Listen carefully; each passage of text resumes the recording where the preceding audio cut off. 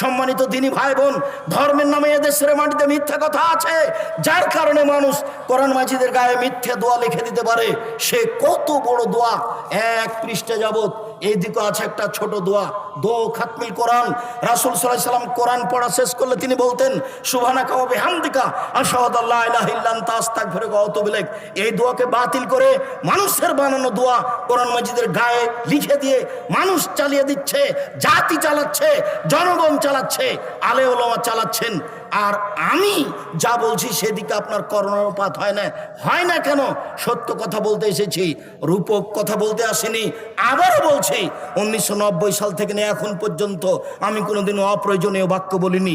1990 সাল থেকে নিয়ে এখন পর্যন্ত আমি কোনোদিন মানুষের কাছে পথ খরচ পাথেও চাইনি। গাজীপুর জেলার কোনো মানুষ যদি বলতে পারে আব্দুর রাজ্জাক সাহেব একদিন আমার কাছে পথ খরচ পাথেও চেয়েছিল, এ কথা প্রমাণ হয়ে গেলে আমি আর জাতির সামনে কোনোদিন বক্তব্য দেব না। সম্মানিত